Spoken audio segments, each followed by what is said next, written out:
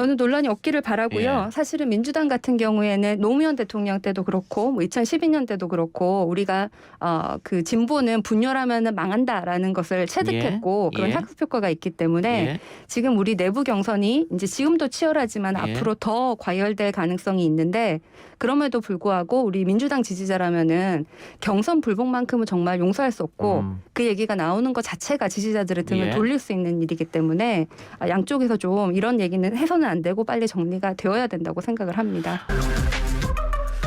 청년 정치인들의 가장 핫한 정치쇼 쇼미더 정치 시작하겠습니다. 최지은 전 더불어민주당 국제대변인, 김재섭 전 국민의힘 비대위원 나왔습니다. 어서 오십시오. 안녕하세요. 김재섭입니다. 최지은입니다. 자, 최지은 대변인, 지난주 이재명 지사 기본주택 이야기하다가 시간이 없어서 제가 끊었는데 약속했으니까 마무리하세요.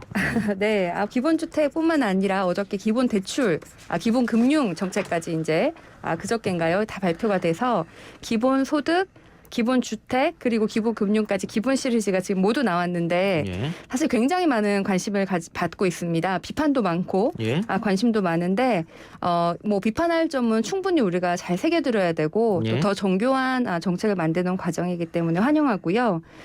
다만 이제 좀 너무 억지스럽다, 좀 왜곡된 이런 비판에 대해서는 저희가 좀 해명할 필요는 있고. 예.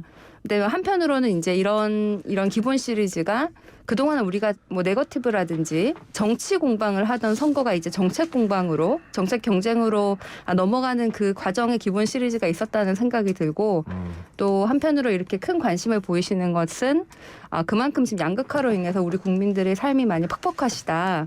그래서 이런 기본 시리즈에 관심이 많다. 이런 여러 가지 생각들이 듭니다. 저도 정책 논쟁은 얼마든지 해도 된다 그런 생각인데 지금 엊그제 발표된 거요? 기본 대출 네. 관련해서 야당 예비 후보들이 비판을 좀 넘어서서 비난에 가까운 네. 사기다, 혹은 뭐 판타지 소설이다, 네. 이렇게 얘기를 하고 있습니다. 자, 우리 김 비대위원이 정리해서 말씀해 주세요. 뭐 글쎄요. 뭐 각각 입장이 있으신 것 같고 뭐 상대방 후보에 뭐 사기 이렇게까지 가는 거는 조금 그렇긴 하지만 예. 저는 어쨌든 간에 최지은 대변인이 경제학을 전공하신 분으로서 사실 기본대출과 같은 사실상 반시장적이고 금융시장에 대한 이해가 부족한 정책들은 예. 말리셔야 되는 거 아닌가라는 생각이 굉장히 많이 듭니다. 예. 그러니까 포용금융이라고 하는 거 뭐 당연히 해야죠. 그러니까 유사시에 어려운 상황이 생겼을 때 누구나 유동성에 접근할 수 있는 그런 금융정책은 만들어야 되는데 예. 제가 말씀드린 대로 유사시인 거거든요. 포용금융의 핵심은. 예. 그러나 이재명 표 기본대출은 유사시라는 개념이 전혀 없습니다. 그냥 누구나 1,000만 원을 빌릴 수 있다 이거거든요. 저리로. 이게 금융시장에 대한 이해가 전혀 뭐 베이스가 없는 상황이라고 돼서 저는 뭐 이 포용금융 정책 자체를 주장하시는 건 굉장히 좋은데 기본대출은 너무 그거랑은 전혀 상관없는 터무니없는 정책이다라고 비판을 하고 싶습니다. 알겠습니다. 일단 반박하시기 전에 그 김 비대위원 이야기처럼 사실은 정책에 대한 비판 이렇게 하는 게 맞거든요. 그런데 상대당 후보가 내놓은 대표 정책에 대해서 아무 말 대잔치, 사기, 판타지 소설 이렇게 하면 다음에 본선 올라가면 또 그 후보한테도 또 그대로 공격이 갈 수도 있잖아요. 그래서 이런 워딩을 좀 안 썼으면 좋겠다. 후보들끼리는. 그런 저도 동의하고요. 예. 뭐 문제점을 지적해야 그쪽에서도 변명을 하지. 예. 그냥 사기꾼이다 이렇게 해버리면 그거 내가 사기꾼이 아니라는 걸 증명해야지 뭐 정책적으로 뭐가 옳다 그르다를 예. 판단하지 못하니까 예. 저는 좀 그런 건전한 정책 경쟁은 굉장히 저도 환영합니다. 예. 자, 반박해 주세요. 네, 저도 지금 김 위원장님 말씀하신 것처럼 이게 너무 이게 지금 너무 왜곡된 좀 자극적인 언어로 반박이 많고 그 내용을 들여다보면 근거가 없는 경우가 굉장히 많습니다. 예를 들어서 뭐 윤희숙 의원 같은 경우에는 이게 무슨 뭐 천조가 든다. 기본주택까지 가지고는 그렇게 얘기를 하셨는데 전혀 근거가 없는 것이고요.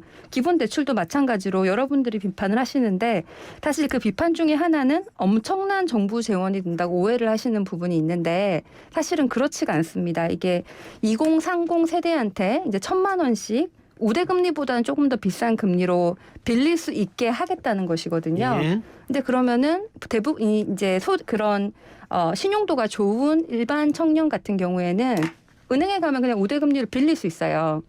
이 기본 대출을 이용하지 않겠죠. 그래서 그것을 은행에서 그냥 우대금리로 빌릴 수 없는 청년들이 이용을 하게 되는 것입니다. 자동적으로. 예. 그리고 여기서 은행에서 대출을 해주지만은 그 우대금리보다는 조금 더 비싼 금리이기 때문에 그 금리 차이가 오히려 수익이 되고 혹시나 이 빌린 사람들이 돈을 갚지 않는 경우에는 거기에 대해서 정부가 보증을 해주기 때문에 이 빌린 사람들의 갚지 않는 그 확률을 곱해가지고 그만큼의 정부 재원이 지는데 예.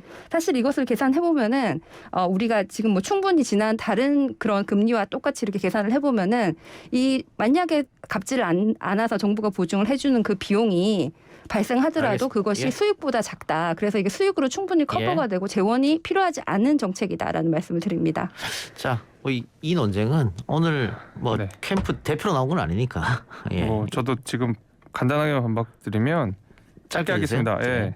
기본주택 하는데 한 채에 3억 정도가 들고 100만 원면 300조거든요. 1000조라고 말씀하시지 않았고 300조라고 하셨고 실제로 300조가 소요가 됩니다. 그리고 저번 주에도 제가 지적했듯이 그 해당 예산을 만들 구체적인 비전이나 사실 계획이 전혀 없는 상황이고 무엇보다도 부지가 없습니다. 100만 호의 수도권에 요새 역세권 100만 호를 구할래도 구할 수가 없어요. 그리고 기본 대출도 마찬가지고 2030으로 시작한다고 되었지만 결국 전 국민한테 대출을 해주겠다고 한 내용이었거든요. 그래서 당연히 비판할 수밖에 없다는 점 말씀드리겠습니다. 예, 역시 네. 최 대변인 짧게. 네, 예. 아까 지금 기본 대출 하시다가 지금 다시 기본 주택으로 갔는데 기본 주택은 윤희숙 의원이 1000조 원이 든다. 동계산도 안 해봤냐라고 신문에 직접 말씀을 하셔서 제가 그 워딩이 있고요. 예. 또 유승민 의원 같은 경우에는 뭐 허경영이냐. 뭐 이렇게 허위 과장 광고다 이렇게 얘기를 하셨는데 아까 말씀하신 것처럼 3억씩 잡았을 때 이재명 후보가 250만 호 공급한다고 했는데 그중에 100만 호가 기본주택인데 그러면은 만약에 3억이라고 하면 이게 300조가 드는 건데 이게 5년간 나눴을 때 1년에 한 60조 정도 든다고 추산을 할 수가 있는데 그 60조는 그 기본주택에 들어오는 사람들이 본인 부담금이 있어요. 거기서 이제 뭐 월세라든지 본인 보증금이라든지 이런 거를 빼고 그 나머지가 재원에 드는 것이고 지금 현재 공공주택은 주택도시기금을 활용해서 짓고 있는데 올해 주택도시기금의 여유자금이 55조가 넘습니다. 그래서 이거 기본주택을 할 돈을 예, 충분히 커버하지만 뿐만 아니라 뭐 자산유동화증권이라든지 공채 발행 등의 다양한 금융 관련된 재원 마련 방안이 충분히 다양하게 확보되어 있다는 말씀을 드립니다. 이거 뭐 반박해야 됩니까? 네. 반박하면 또 제 반론 줘야 되니까. 예. 예. 아무튼 공공주택은 지금 현재도 예. 한 호당 1억 2천만 원의 부채가 있다는 사실을 말씀드리겠습니다. 알겠습니다. 자, 방금 저희가 우원식 이재명 캠프 선대위원장 인터뷰했는데 경선 불복 논란에 대해서는 여기서 좀 마무리하는 게 좋겠다. 예, 이렇게 이야기했습니다. 더 이상 논란이 없다고 보면 됩니까? 그러면? 저는 논란이 없기를 바라고요. 예. 사실은 민주당 같은 경우에는 노무현 대통령 때도 그렇고 뭐 2012년 때도 그렇고 우리가 그 진보는 분열하면 망한다라는 것을 체득했고 예. 그런 예. 학습 효과가 있기 때문에 예. 지금 우리 내부 경선이 이제 지금도 치열하지만 예. 앞으로 더 과열될 가능성이 있는데 그럼에도 불구하고 우리 민주당 지지자라면은 경선 불복만큼은 정말 용서할 수 없고 그 얘기가 나오는 것 자체가 지지자들의 등을 예. 돌릴 수 있는 일이기 때문에 양쪽에서 좀 이런 얘기는 해서는 안 되고 빨리 정리가 되어야 된다고 생각을 합니다. 알겠습니다. 뭐 민주당은 경선이 한창이니까 이렇게 경선 불복 이야기까지 나오고 있는데 국민의힘은 경선에 들어가지도 않았습니다. 시끄러운 것 같습니다. 네, 특히 이 당 대표와 맞습니다.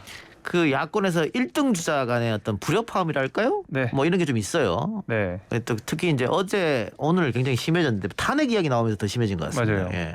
맞- 어쨌든 수습해야 될 것 같은데요.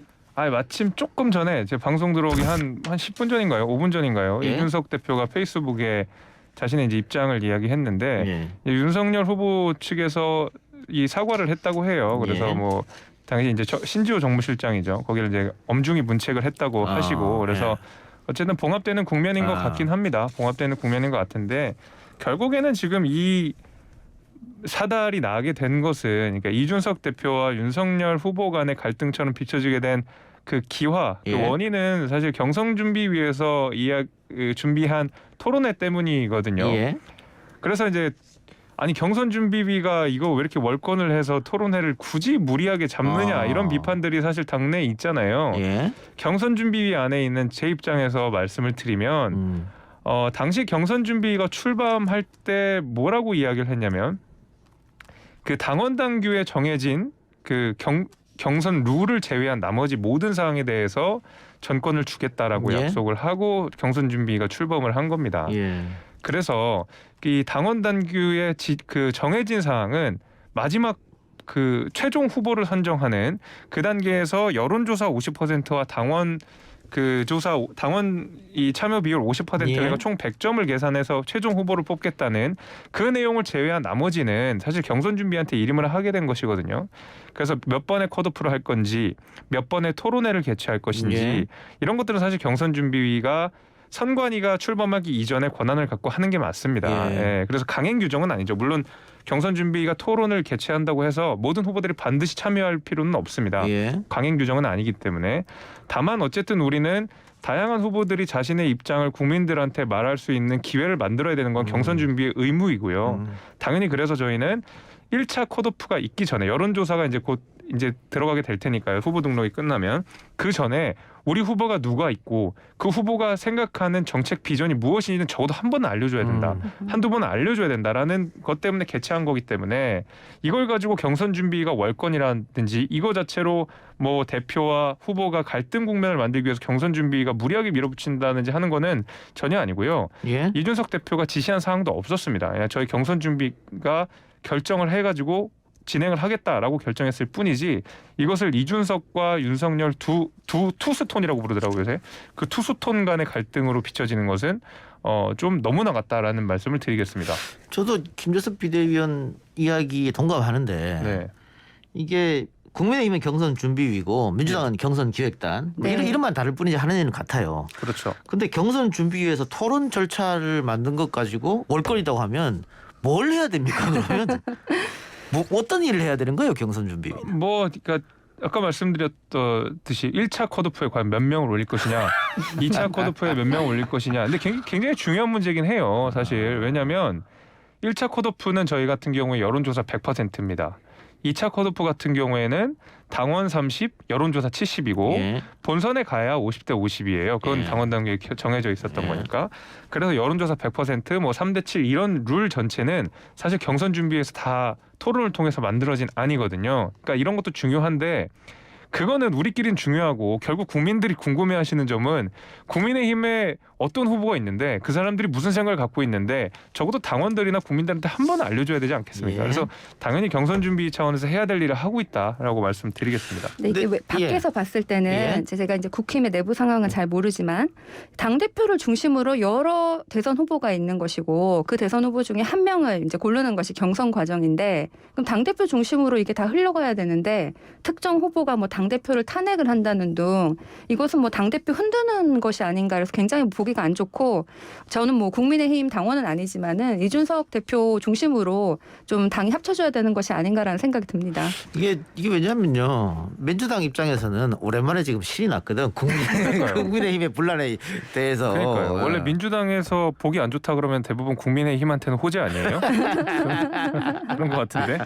근데 뭐 마찬가지죠. 뭐 경선 중에 1, 2 후보가 대차게 싸웠을 때는 국민의힘도 또 미소 졌을 텐데. 그렇죠. 뭐 비슷한 예. 일이 벌어지는 건데 김 비대위원이 그 이제는 봉합이 좀 되는 것 같다라고 말씀하셨는데 네. 이게 완벽한 봉합인지 아니면 미봉책인지. 그러니까 지금까지 흘러 들어온 거 보면 이게 완벽한 봉합이 안 될 것 같거든요. 또 이 사람 사는 데에서 이렇게 완벽한 봉합이 있겠습니까? 여자친구랑도 봉합 잘 안 됐는데 예. 어쩔 수 없이 약간 삐끗삐끗하면서 뭐 맞춰 가겠죠. 그게 또 이제 윤석열이라는 사람도 당에 들어오신 지 얼마 안 됐고 당이랑 이런 호흡하는 과정도 분명히 필요할 것이고 이준석 대표 역시도 대표가 취임한 지 이제 막 한 달이 조금 넘은 상황이니까 각자가 걸어가려고 하는 스텝, 각자가 생각하는 정치적 행보들이 있을 텐데 그걸 결국 정권 교체라는 하나의 큰 목표 아래에서 같이 발을 맞춰가야 되니까 처음에는 좀 삐걱거릴 수 있다고 생각해요. 근데 앞으로는 두 분이 잘 하지 않을까 그렇게 그럼 생각합니다. 어떻게 예상해요? 18일 날 예정돼 있는 토론회에 윤석열 후보가 참가하라고 보십니까? 오늘 제가 이제 그 방송 들어오기 전에 봤던 내용으로는 거기에 대해서는 윤석열 캠프에서 뚜렷한 답을 안 했다고 해요. 예. 그러니까 안 할 가능성이 좀 있다는 생각이 드는데 그거는 뭐 비단 국민의힘뿐만이 아니라 사실 그 전에 지금 현재 국민의힘뿐만 아니라 그 전에 선거들을 쭉 들어봤을 때 항상 1등 주자들은 토론을 안 하고 싶어하고 그렇죠, 그거야. 네, 예. 좀 말하자면 하위 주자들이 계속 토론을 더해서 이제 본인의 입지를 알리고 싶어하기 때문에 뭐 너무 당연한 일이라고 생각을 하고 그 정도로 좀 흘러가는 과정으로 보시는 게 훨씬 더 맞을 것 근데 같아요. 1위 후보가 불참하면은 김 빠지잖아요. 김은 좀 빠지겠죠. 많이 빠질 것 같은데요. 좀이 아니고. 많이 빠지지만 대신에 우리 나머지 후보들이 확 뜰 수 있는 그런 재밌는 경선 토론회를 만드는 것이 또 경선 준비의 목적이겠죠. 자, 여당이 봤을 때는 윤석열 후보가 왜 토론에 참여 안 하려고 보십니까? 뭐 1위 후보니까는 뭐 당연한 거 아니냐. 뭐 일리가 있습니다만은. 뭐 지금까지 윤석열 후보가 뭐 노동자들은 120시간까지 일할 수 있게 해야 된다. 없는 사람은 부정식품이라도 먹게 해야 된다. 후쿠시마의 방사선 뭐 유출된 적 없다. 이런 발언들을 봤을 때 이분이 토론을 했을 때 이 지지율이 더 이상 지켜진다는 좀 보장이 없을 것 같고 그래서 정무적으로 판단을 하셨을 수 있다고 생각을 하고 지금 이제 시쳇말로 농담이 이렇게 떠도는데 윤석열 그 캠프에 있는 그 사람들은 정말 극한 직업을 가지고 있다.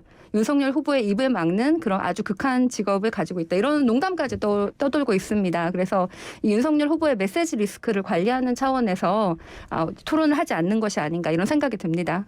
예, 뭐 당연히 동의하지 않으실 테고. 동의하지 않느냐고요? 예. 네, 뭐 저는 별로 크게 동의하지 예, 않습니다. 예. 당연히 뭐 각자 말씀하신 대로 정무적 판단이 있는 예. 것이죠. 지금 나가서 좋을 것이 있고. 그러면 예. 뭐 윤석열 후보는 그렇다 치고 예. 뭐 제가 지금 압도적인 1위 입장이라고 하더라도 네.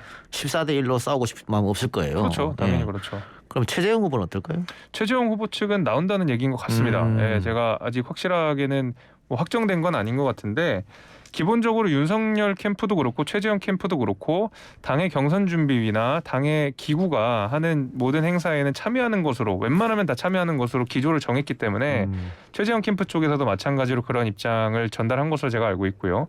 윤석열 캠프도 마찬가지로 그렇게 하고 있기 때문에 글쎄 모르겠습니다. 뭐 13대 1로 이렇게 막 계속 13대 1로 싸워야 되니까 나오기 좀 부담스러울 수는 있겠지만 그건 뭐 메시지 관리 측면이나 이런 거라고 생각하지는 않고요. 어떤 정무적 판단이 들어간 결정이 있지 않을까라고 생각합니다. 예. 근데 최재형 후보도 최근에 말실수를 좀 하셔가지고 조금 하셨죠. 그것도 리스크가 되지 않을까? 토론에 가면? 조금 하셨다고 하는데 저는 글쎄요 뭐 그 정도 는 충분히 극복하고 나오시지 않을까 싶은데요. 예, 그리고 이제 최근에 문제된 발언, 특히 이제 어제 오늘 문제된 발언은 이 국가가 책임지는 게 아니다. 뭐 이런 말씀을 하셔서 논란이 된 것 같은데 뭐 내용이 그렇습니다. 약간 표현이 좀 확실히 서툴긴 했던 것 같아요. 그게 간섭이나 혹은 뭐 개입 이런 식으로 표현을 했으면 국가가 뭐 간섭이나 개입을 하면 안 된다라는 식으로 표현했으면 훨씬 더 본인이 이야기하고 싶은 취지를 잘 설명했을 것 같은데 그것을 뭐 국가가 책임지면 안 된다라는 식으로 약간 말씀을 좀 잘못 하신 것 같아서 그런 부분 좀 아쉽지만 어쨌든 간에 최재형 후보의 말씀들을 쭉 지켜보면 그런 워딩 몇 개를 제외하면 사실 그 이 보수 정당 그다음에 자유주의 정당에서 지켜야 되는 가치들을 잘 말씀하시고 있는 것 같거든요. 그래서 토론회가 있는다고 하면 그때는 말씀을 굉장히 잘하실 것 같다는 뭐 기대를 해봅니다. 저는 예. 사실은 뭐 이게 보수에 대한 의견이라고 생각하지 않고 굉장히 준비가 안 되어 있다. 처음에는 뭐 준비 안 되어 있다는 말을 하시더니 지금은 좀 이런 발언이 좀 부끄럽다는 생각까지 듭니다. 벼락치기로 대통령이 된 예가 뭐 어느 나라에도 없는 것 같고 이분들이 과연 지도자 자격이 있으신가 이런 생각이 듭니다. 예. 자, 그 민주당으로 이야기를 좀 넘겨서 그 이상민 의원이 지금 선거 관리를 하고 있는데 이재명 지사는 경기도지사를 내려놓는 게 좋겠다라든가 또 열린민주당과 통합 문제 이것도 추미애 전 의원이 꺼냈고 이재명 지사가 받았거든요. 근데 이것도 안 하는 게 좋겠다 이랬단 말이죠.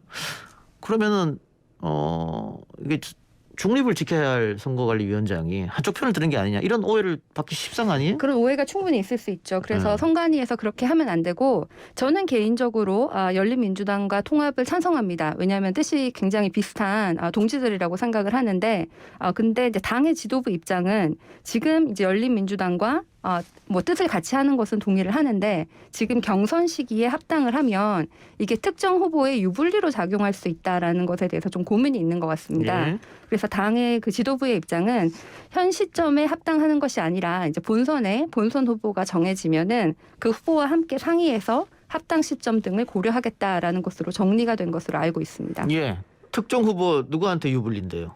뭐 저는 민주당의 좀 더 강성 지지자들 소위 네. 그렇게 표현하는 분들이 네. 좀 더 이제 개혁 성향이 강한 분들이 네. 열린 민주당을 좀 더 지지하는 것으로 저는 그렇게 생각이 들고 예. 좀 더 그렇게 개혁 성향이 강한 후보들에게 좀 유리할 수 있다라고 생각이 듭니다. 누군지 모르세요?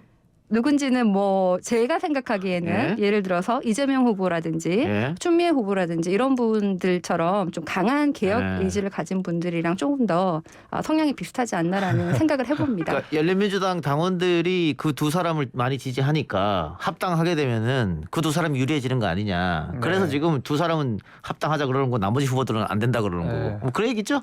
뭐 그렇게 생각하실 수도 있는데 이게 지금 당 지도부도 합당을 그거죠, 뭘. 하자 안 하자가 아니라 그거지, 시기에 뭘. 대한 얘기입니다. 예.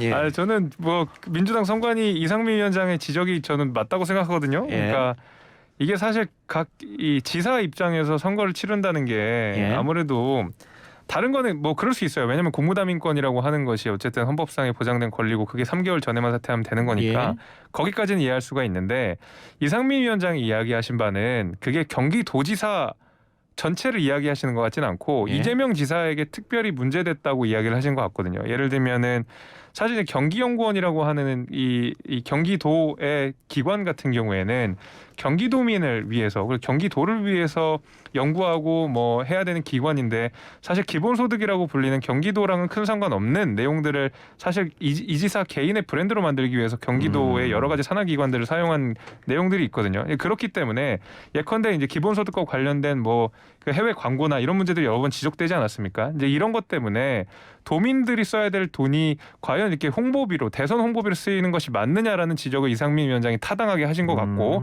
저는 거기에 대해서 뭐 전적으로 동의하고 있기 때문에 그것이 뭐 누군가에게 유불리를 작용하는 뭐 편파적인 선관이다라고 말할 수는 전혀 없을 것 같아요. 저는 경기도지사 문제에 대해서는 사실 저희 김두관 후보께서도 옛날에 경남도지사 하다가 사퇴하고 대선 출마를 했다가 엄청난 비판을 받으셨습니다. 그래서 그 멍에를 아직도 쓰고 있어요. 그리고 이제 김두관 후보께서 지금 본인 페이스북에도 올리신 내용인데 이거 지금 이재명 지사가 경기도지사를 사퇴하라고 하는 것은 자기의 경험으로 미뤄보아 옳지 않다. 그리고 사실 이게 권력이냐 권한이냐 이렇게 보는 것의 차이인데 경기도지사 지금 권력이 아니라 경기도민을 위해서 일을 해야 되는 그 권한인데 지금 코로나 상황이 막중하고 이렇게 이 시점에서 대선 출마를 위해서 이것을 사퇴하는 것은 경기도민에게도 옳지 않다 이런 저는 입장을 거기 정리를 해주셨어요. 절대 동의하지 않고요. 김두관 후보는 그 이후에 정치 낙선 이후에 또 다시 정치를 도전했으니까 욕을 먹는 거고요. 차라리 저는 그게 진정성은 있었다고 생각합니다. 책임이라고 하려고 하면 사실 온전하게 권한대행 체제를 해가지고 자신의 권한을 다 임명해서 도정을 잘 공백 없이 이끌게 하는 것이 진정성이거나 아니면 정말을 사퇴하지 않고 대선 출마하지 않겠다라고 해서 경기도지사직을 끝까지 유지하는 게 정말 진정성 있고 책임이 있는 것이지 대선 후보를 띄면서 경기도지사로서 중간 다리를 이렇게 어설프게 걸쳐 있게 하겠다? 그게 어떻게 책임일 수가 있겠습니까? 그런데 말뿐인 책임이죠. 그거는. 다른 나라 사례를 봐도요. 미국 같은 경우에도 뭐 클린턴 대통령도 그렇고 옛날에 부시 대통령도 그렇고 가버너 주지사를 하다가 이제 선거를 했고 그것을 뭐 그 선거의 투표용지에 두 사람을 한꺼번에 찍어야 되는 경우가 아닌 경우에는 대부분의 주에서 그것을 허락을 하고 있고 네. 다른 나라에서도 이게 이렇게 제도화되는 것은 네. 이유가 있다고 생각하고 그럼 경기도지사를 굳이 사퇴를 해야 된다라고 하면 국회의원은 대선 출마하려면 사퇴해야 되는 거 아닙니까? 이걸 어디까지 선을 그을 건지가 좀 애매한 것 같습니다. 법적으로 국회의원은 사퇴를 안 해도 됩니다. 네. 찾아보시면 되고요. 예. 미국 같은 경우에도요. 주지사가 그렇게 큰 선거를 더 나가려면 다 자기 돈으로 합니다. 아니면 휴가를 쓰던가 해가지고 펀딩을 하거나 사비를 들여서 하지 경기도 이 도의 그러니까 그 주나 도의 돈으로 절대 하지 않아요. 네. 지금은 휴가를 하신 것도 아니고 경기도지사로서의 봉급과 월급을 받으시고 그 직책을 활용하시면서 선거에 임하시는 거잖아요. 미국 주지사를 비교하시면 안 돼요. 제가 이거 법적으로 아까 국회의원은 사퇴할 필요도 없다고 하셨는데 법적으로 경기도지사도 사퇴할 필요가 없는 것은 마찬가지고요. 사실 그 이재명 지사 같은 경우에는 이제 지금 경기도지사를 어떤 하시기 번 말씀하시는 때문에 거예요? 아까 국회의원은 사퇴할 필요가 없다 대선 출마할 때 네. 마찬가지로 경기도지사도 대선 출마를 그거 하기 아닐 텐데 때문에 확인해 보셔야 될 것 그럼 같습니다. 지금 이재명 지사가 불법 후보란 아니죠. 말입니까? 공직선거법에 90일 이전에 사퇴하면 되니까 그거고요. 예, 그거 말고 국회의원 사퇴하지 않아도 되는 법이 있습니다. 그게 그걸 확인해 보시면 될 것 같고, 그건 공무담임권이라고 해서 보장되는 권리가 맞습니다. 근데 조금 더 법을 구체적으로 해보셔야 될 것 같아요. 지금 최진 대변인 말은 국회의원도 그 법에 사퇴하는 게 없으니까 경기도지사도 사퇴하는 법은 없다. 그러니까 90일 전에만 사퇴하면 되니까 그걸 지금 지키겠다 이 말씀인 것 아니 같아요. 그러니까 지금 불법 후보가 아니죠. 경기도. 당연히 불법 네. 아니에요. 불법이라고 말한 적 없어요. 계속 할 수가 없겠습니다. 여기서 두 분의 토론이 너무 길어져가지고 여기서 제가 좀 끊어야겠습니다. 이어지는 이야기는 다음 주로 제가 없을 때 대타 진행자랑 하시기 바랍니다. 저는 휴가를 알겠습니다. 떠나야 하기 때문에 저는 잘 쉬다 올 테니까 두 분이서 열심히 토론하시고 오늘 토론은 여기서 마치고 그럼 두 분하고는 2주 있다가 뵙는 걸로. 오늘 말씀 고맙습니다, 두 분. 네, 네, 고맙습니다.